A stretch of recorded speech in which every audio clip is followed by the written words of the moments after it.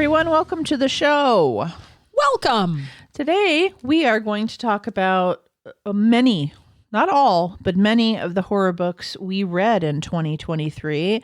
Hopefully make some recommendations for you. And we were actually, just before we started recording, we were talking about some plans for 2024. As some of you may know, as part of our Patreon, we have a Discord, a small Discord that's just for our patrons. And we have a book club on there. And so a lot of books... Shush. Kathy and I are members of that book club. It's and fun. We read about a book a month, book every 5 weeks throughout the year, horror, every now and then a thriller, but mostly horror. So if you want to participate in that, it's $5 a month to be a patron. Then you just join our Discord and it's a lot of fun. But a lot of these books we read together, and then a few of the books we did not read together. So we're going to talk about those. And we were excited. We were just talking about 2024 because we're doing a bonus read over the holidays. And it's a Krampus and short story book. And I pick a short novel for every holiday period, meaning the weeks over Christmas and New Year's, to do a bonus read. And I usually pick an indie author. And so we're doing one this year. And actually, we're going to start off by talking about the one that I picked last year because it ended up being one of Kathy's favorites. Yes. Please tell us. Please share with the audience your favorite book. I love this movie. I love this book so much. That too. Actually, it would be a fun movie. Yeah, it would be. All right, so I will read you all the paragraph synopsis of this literature.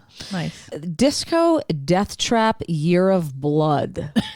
How can you not like that? I mean... Although we did have one book club member that did not like this book. In fact, they DNF'd it, crazily enough. But Who? Blue. You know what, Blue? We're going to have a conversation the next time we have a conversation.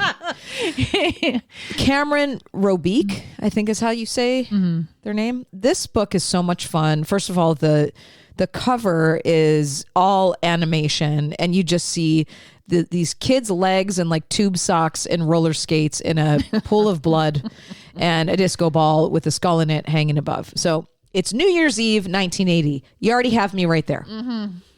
And the students of D'Angelo High School are lacing up their skates for the all-night New Year's lock-in at the Rollerville Roller Disco. Some of them just want to skate and dance the night away to pounding disco music.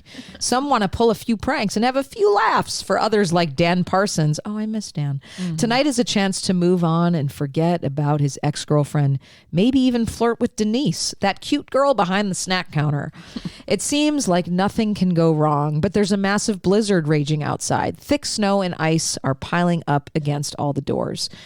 There are those rumors that Rollerville was built over part of the old graveyard next door, and someone out there is watching. Also, a strange homeless man in the parking lot says that tonight will be the start of the so-called Year of Blood. A night of skating and New Year's fun is about to turn into a night of violence and bloody mayhem in Disco Deathtrap.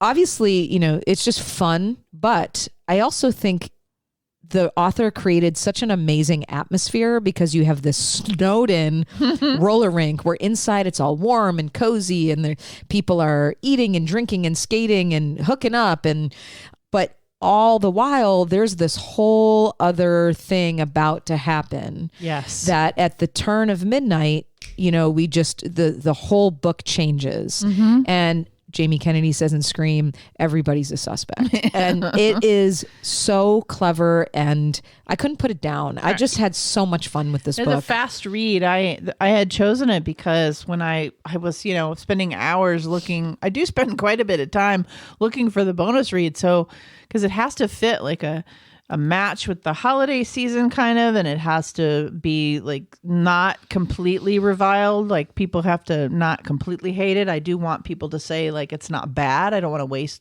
my time necessarily. So I need some good reviews. I need the time period.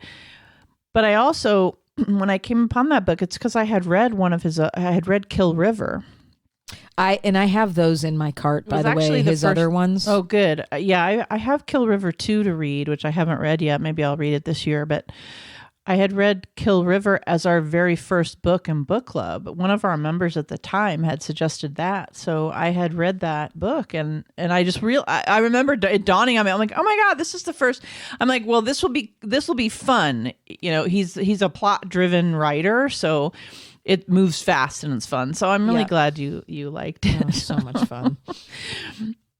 By the way, I did notice the Goodreads, the Goodreads winners, Goodreads Choice Award winners came out. And I don't know if you vote in those, but I do. No. And throughout this year, we actually ended up reading 1, 2, 3, 4 of the nominees in the horror category we actually ended up reading this year. Well, how many? Sorry? 4. Oh, wow. How to Sell a Haunted House, Vampires of El Norte, Yeah. Jennifer McMahon's My Darling Girl, Good. and Dead 11. All 4 of those were in the nominated. Now, 4, 8, 12, 16, 20. There's 20 in the nominees, 20 books. So that's a lot of books. Yeah. And then Stephen King's Holly, his book Holly is the one that won. They have how many, you can go on there, they have how many votes. How to Sell a Haunted House was like 3rd, I think. Or no, it was 2nd actually in all the voting. So Okay. it was like 30,000 votes off. It's not like it was a close vote, but that was number 2. And Vampires of El Norte was up there. And so was My Darling Girl. Like those books were, 3 of our books were like in the top 6 kind of thing. That's cool. Yeah, Dead 11 was last in the voting. So Well, that's makes probably sense. commiserate with what we thought of it too. So I have a question to ask. yeah. Can I open a beverage? Yeah, of course. There you go. What are you drinking? This is, these are so good. They're lime ginger sparkling waters made by Nixie. Okay. And if you are someone who likes ginger ale, but you don't want all the sugar and all, it's so good. Is it like a Trader Joe's thing? No, you can find these at Whole Foods, Ralph's, Kroger, any market, but Nixie is the brand, Nixie. They also do a strawberry hibiscus, which is really good. Nice. Yeah. Yeah, Kathy and I are big fans of the sparkling water with the 0 calories. Yeah. I was going to talk about Vampires of El Norte. We actually just read this recently. Vampires and vaqueros face off on the Texas-Mexico border in the supernatural western from the author of The Hacienda. Some of you may have read her other book. This is by Isabel Cañas. As the daughter of a rancher in 1840s Mexico, Nina knows a thing or two about monsters. Her home has long been threatened by tensions with Anglo settlers from the north, but something more sinister lurks near the ranch at night, something that drains men of their blood and leaves them for dead. So this is a very good book. You have to not mind a romance in your horror. I would say that this romance is written really well. It didn't bother me as a romance. I don't mind romance in books, especially. And I don't care for it. I don't care for romance in books, but it worked in this one. I'm glad. So that's a testament from Kathy, who generally doesn't like when there's a romance component to it. I don't mind it. I actually read romance books as well. She reads the ones with Fabio on the cover that you can buy at the market in the card section. Yeah, that's funny. Mm-hmm. Yeah, I don't, but I like that. She's on several covers. I actually like that for me if I did. But this is more of written more like an epic romance, more like a classic romance. So if you have an English degree or you like read all the classics back in the day, it reads more like one of those kind of romances. Fate, is not in the cards, male and female from, warring factions kind of thing, like where star-crossed lovers type of deal. But there's creatures. So it's not a ton of horror. There's not it's not a slasher like Disco Deathtrap. There's not a lot of gore. None of that. It's definitely a story that builds to an end that's got a horror element to it. And it's you can read it as a straight horror novel and it's great that way because the creatures are awesome. Mm-hmm, but it also there's so many metaphors and it's political, but not in a knock you over the head. I don't want to read a book on politics right now, but there are political elements undertones that I think are highly effective told through this story. Yeah, the culture, the politics, all of that is explicated in there, and it's really interesting. And I'm not surprised it's second, because I think a lot of these awards win on name recognition. So King is often going to win because people who aren't actually reading those books are going to vote for King because they know him. They know the name, so they're going to click vote. So I'm not saying he didn't deserve to win. I love Stephen King, but because it's number 2, that tells me that it was probably number 1 in the horror genre in many ways, because, it's not that she's not a known author. She very much is. But anyway, I enjoyed it. I enjoyed the read. I did too. Yeah. It was good. I'm going to talk about a book I read outside of the Discord called Summer of Night by Dan Simmons. It's a pretty long book. He's heavily influenced by Stephen King. He self-admittedly, so his books are long and have similar themes. So it's the summer of 1960, and in the small town of Elm Haven, Illinois, 5 12-year-old boys are forging the powerful bonds that a lifetime of change will not break. From sunset bike rides to shaded hiding places in the woods, the boys' days are marked by all of the secrets and silences of an idyllic middle childhood. But amid the sun-drenched cornfields, their loyalty will be pitilessly tested. When a long silent bell peals in the middle of the night, the townsfolk know it marks the end of their carefree days. From the depths of the old central school, a hulking fortress tinged with the mahogany scent of coffins, an invisible evil is rising. Strange and horrifying events begin to overtake everyday life, spreading terror through the once idyllic town. Determined to exorcise this ancient plague, Mike, Dwayne, Dale, Harlan, and Kevin must wage a war of blood against an arcane abomination who owns the night. Wow. Can you give me the title again? It's called Summer of Night by Dan Simmons. What do you think? I loved this book. Because we're always reading so many books at once, it took me a while to get through it because it's over 400 pages. But that's nice though. You sink in, you go on this story, it has a Stand By Me feel. It has a supernatural feel. It has a history feel. This town has so much history, and they take it to places where it's so clever. And these boys, just all of us remember many of us remember being kids and having that small group of really good friends that got into mischief together and saw one another, lose family members, lose pets, lose ourselves in bad shit, all of that. The arc of life. And so in the midst of all this, life is happening, and then they're trying to decipher whether some of it is due to these forces. And then, there's some... alluding to abusive situations. And it's not about child abuse. That's not overt, but I'm saying there's all these other unfortunate things. A couple of the kids don't come from a lot of money, where then there's the one kid who's privileged and kind of aware that, one of his friends has it really hard at home. And so you really get to know these boys. You have a heart for them. And then they're really funny because they're, middle school boys talking shit to each other and all that. So it has that, if you like that Stephen King, It, or Stand By Me feel, I do. I really liked this book a lot. That's awesome. I mean, Dan Simmons is really prolific and famous and fabulous. And I have the book, The Terror is a very famous book of his. I have that on Audible, and it's been in my Audible for a while, but it's 26 hours long or something. And I've been wanting to read it though, because I got that recommendation from someone else to say, oh, you got to read Dan Simmons' The Terror. So now this one's on my list as well. I guess I better get to Dan Simmons. And the book you're talking about, so number 1 in a series, it looks like. It is. I was about to say there is a second one that I haven't yet to read because they are quite long, but it's a series. Awesome. I also wanted to talk about My Darling Girls, which we also recently read in the book club. And I enjoyed this book. We were a little bit divisive, I think, in our book club, but I think most of us liked it. I liked it. Yeah, I did as well. Yeah, no, you and I weren't divisive, but others disagreed. To be clear, I thought it was really fun. I thought it was a lot of fun. So I had suggested this book for book club. The way we run our book club is that each of the active members put up a book each time we're going to have a new book, and then we put it into a poll and we vote. And so everybody gets a chance to like throw their hat in the ring. This just happened to be my pick. And the reason why honestly I picked it is because we read one of her other books. Jennifer McMahon wrote a book called The Invited, and we read that last year in book club.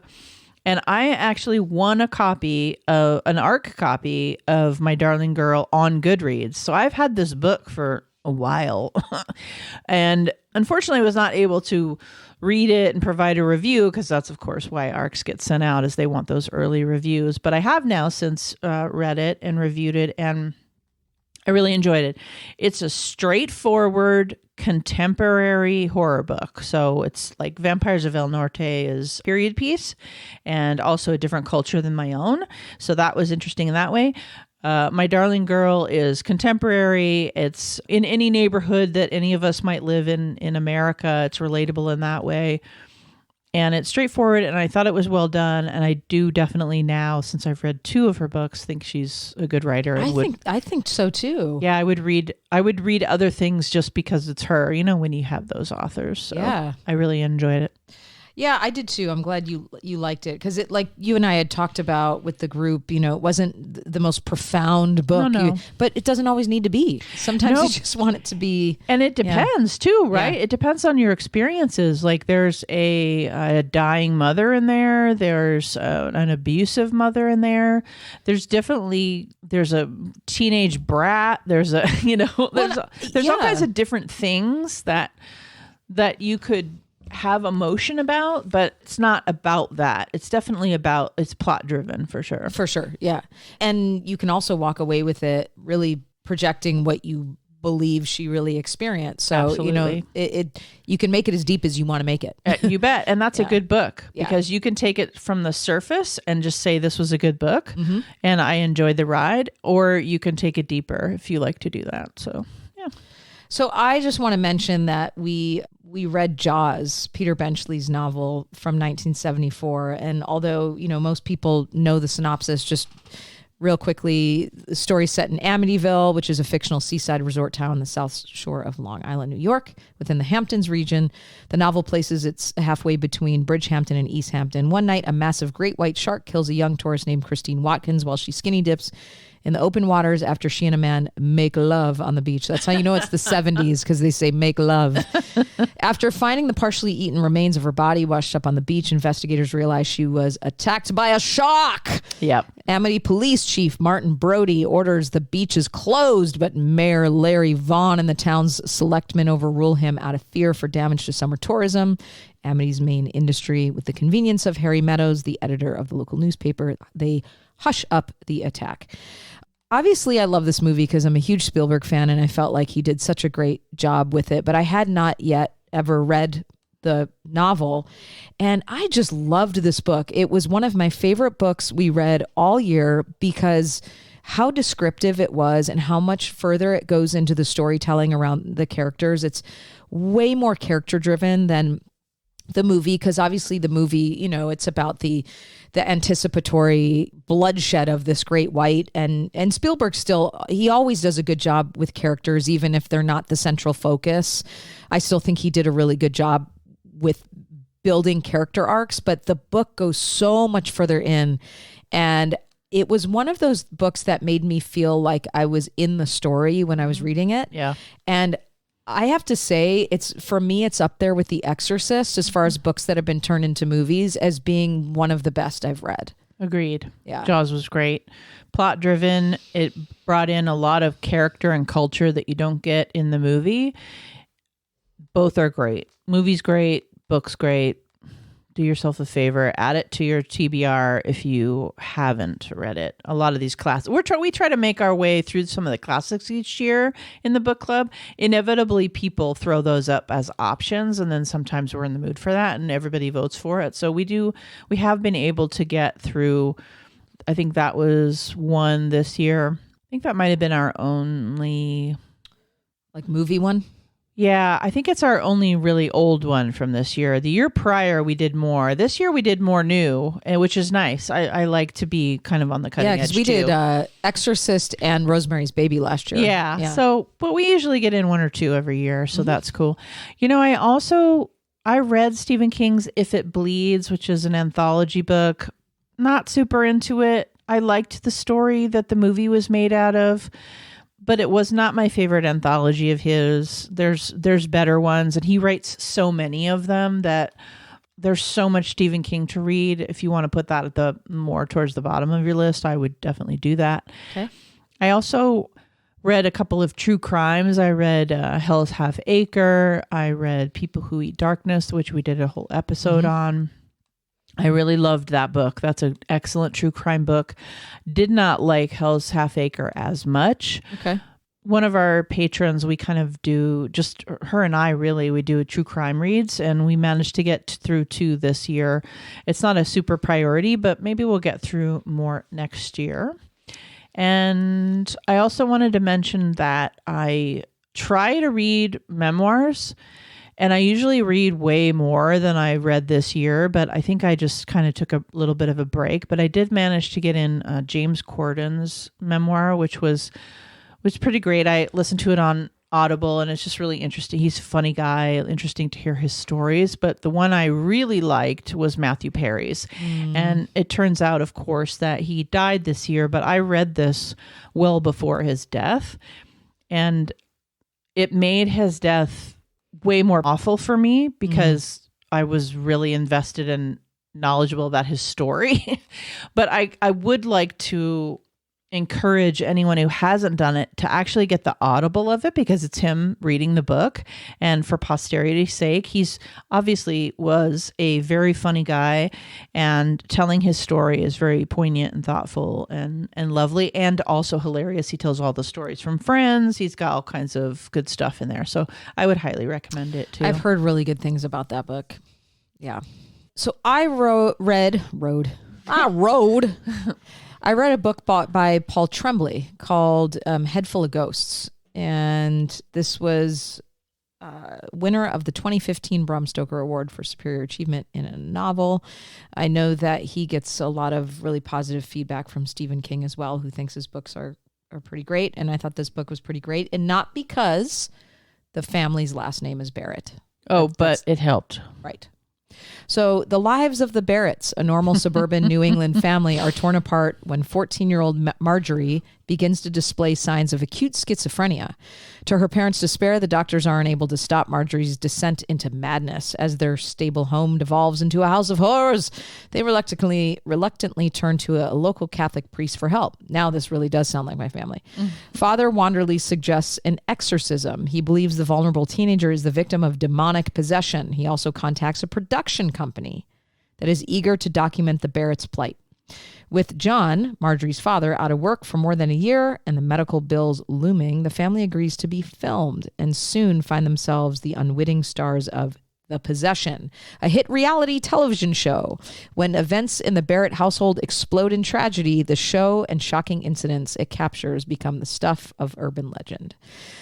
15 years later, they do an interview on those events. There's someone that plays like a journalist who's writing a story and comes back and interviews the younger sister, and it's sort of told through her narrative. It's really kind of a crazy, cool ride. So obviously there's some really light elements in there, but then you get the possession elements in there and how it's mixed in with like filming a reality show. So it's all the feels. You get some of the humor, you get the suspense, you get the terror, and then, you're trying to figure out whether this person's just feeding you shit, or do you actually find out by the end what really caused all of this to happen? So, yeah. I read that book last year. Okay. And I loved it. It was definitely one of my top ones from last year. And I think I may have talked about it on the show at one point or another. I think last year we were obviously regularly talking about movies and books every week. So I loved it. I won't say too much about it, just like you did, because there's a lot of twists and turns and a lot of things that you find out. And I would just highly recommend it. It's fun. There are parts of it just make you laugh. It's a great book. Yeah. And he's a great writer. He really is. He's probably top 10 writing in horror right now. He's really great. Stephen King will let you know that. He said some really cool things about him. And I respect King's opinion. He's been doing the shit for a long, long time. Yeah. The only other horror one that I'm going to mention is that over the last 3 years, I've managed to make it 3 books through Darcy Coates's. Oh, you're still going. series. I got Shannon started on her and now she's going. Well, it's like the first year we read a book for book club, Voices in the Snow, and it was the first in a series, I think of like 4 books or something. Yeah. And that was a kick-ass book. I really liked the first one. Yeah. And then the second one I read last year. So 2 years ago, we read Voices in the Snow. Last year, I read the second one, which I don't remember the name of it. And then this year, I read Whispers in the Mist. And it's some kind of like masochistic journey because here's the thing about these books. And I want to read more Darcy Coates. And I own several. And I own several of the ones that are sort of smaller. And I'm imagining that this is what I've read a lot of. First of all, she's super prolific. So there's 4 billion books to read. So if you don't like one, read a different one because there's so many different kind of tropes like haunted house stuff. I like the stuff. world she builds. Yeah. And I loved the first book so much. And then there's always something in each book that keeps me coming back for more. It's the Black Winter series. And the third one is called Whispers in the Mist. Now, it took me a really long time to get through it because it's pretty beefy. And this one is rated really highly. I would not rate it as highly as others have. Here's my issue with it. I love the creatures in this series. Yeah. Like, they are cool. Love them. And I love creatures. I love creatures in movies. I love them in books. That's like one of my top 3 sub pieces of this is I want some creatures. The creatures are amazing. The lore behind the creatures, the reason why they are the way they are. And throughout this series, you learn more and more and more about how they're made and how they exist and what they do and what they don't do. And all of that is super, super interesting. Except for, here's the thing, the books are so thick. And a lot of times, I do also like that she writes in short chapters, so you can zoom along if you want. But my God, the middle of these books is just like you've always said that. It's like we're down another street with another house and another thing. What was the book we read a few years back where the guy was falling out of a tree for like 20 pages and I'm like, he's still falling. This is like we're traveling down the road for 15 chapters. It's like, I don't care. Now we're at the next stop sign. I remember the one that we read together where like when they were out in the car. One. Yeah, the second one. The winter one. And it was the same way. We're down the road again. See, and this series was the series I introduced y'all to Darcy Coates, but her books that aren't series that are like just one and dones, she doesn't do that. No, of course not. And they're much smaller and stuff. And so, and I also know what I've read about her now as well, because I read about these authors and I read a lot of reviews and I sort of try to get a vibe of like what they do well and what people love about them. And everybody loves the haunted house ones she does. So that's what I got to do. And I think that's the one you first read was a haunted house one. And then you were like, oh, I love this writer. We should read another book by her. And honestly, that first book that we read for book club, I loved that book. I thought it was a lot of fun. Mm-hmm. So I'm going to keep trying. Awesome. Yeah. I did get through number 3. I can't guarantee number 4. Oh, man, I commend you. I'm saluting her right now. But it's like for 2004, maybe I should read the 4th one and then we'll be done. I absolutely loved Christina Henry's version of Alice. Alice in Wonderland is already kind of a messy, funny trip. But Christina Henry takes her novels. The other one we read, I liked both of them. The Legend of Sleepy Hollow one. Do you remember what it was called? Mm-hmm. I'll find it. Okay. So this one was called Alice. The cover is the rabbit with a bloody eye. In a warren of crumbling buildings and desperate people called the Old City, there stands a hospital with cinder block walls which echo the screams of the poor souls inside. In the hospital, there's a woman. Her hair, once blonde, hangs in tangles down her back. She doesn't remember why she's in such a terrible place. Just a tea party long ago and long ears and blood. Then one night, a fire at the hospital gives a woman a chance to escape, tumbling out of the hole that imprisoned her, leaving her free to uncover the truth about what happened to her all those years ago. Only something else has escaped with her, something dark, something powerful. And to find the truth, she will have to track this beast to the very heart of the old city where the rabbit awaits for his Alice. Man, this book was so good. It was brutal. It really is. I mean, folks, let me tell you, it's not the feel-good book of the year. There's torture, torment, sexual assault, psychopathy. All the things. It's violent, but it's told in such a palatable way that you can't help but like, oh my God, I want to read more. Yeah, and there's more to that series. Like she does The Red Queen is the second book, which I haven't read yet. And then the other one, we read both these books. Apparently, there's a member of our book club that always puts these books up. And they're all good. Christina Henry, we've read two, Alice, and the other one was Horseman. Horseman, thank you. Horseman. Yeah. Oh, Horseman. A Tale of Sleepy Hollow is what it's called, and that's by Christina Henry. Good stuff. Yeah, and then there's a psych book you wanted to mention, and then we'll be done. I just want to real quickly I know that we talk a lot about narcissism on the show, so this is not a horror book, although it can feel that way if you are a survivor of narcissistic abuse. I had the honor of reading this ahead of time, was given a copy by my colleague, Dr. Ramini Durvasula, has a book coming out. You can pre-order it right now. It's called It's Not You, Identifying and Healing from Narcissistic People. I just finished it, folks. I think it's available. It's available February 20th. So for those folks who want more information, maybe they're in that next step in their healing. The book is essentially drawing on more than 2 decades of studying the landscape of narcissism and working with survivors. Dr. Ramini explores how narcissists hijack our well-being and offers a healing path forward, unpacking the often misunderstood personality. She reveals the telltale behavioral patterns that indicate you may be dealing with a narcissist. Along the way, you'll learn how to become gaslight resistant, chip away at the trauma bonds that keep you stuck in the cycle, grieve the loss of these painful relationships, create and maintain realistic boundaries, discern unhelpful behaviors from narcissistic behaviors, and recover your sense of self after constant invalidation. Why I love this book so much is there are so many books out there that talk about the narcissist, and although this does that, it actually focuses much more on the healing component. And when I read this, my first feedback to her was, I wish I would have had this when I was going through mine.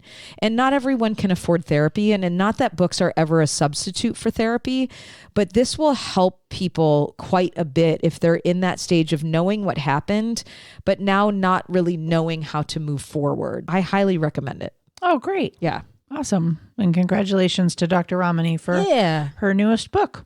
That's it, guys. I hope you got some recommendations from this, some things to read. We would love to hear from you and what you've read this year and what you love.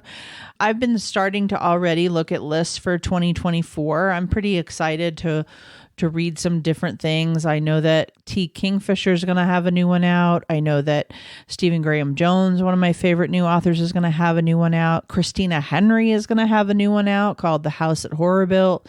Ooh. There's just a bunch of authors that I already like that are going to have books out.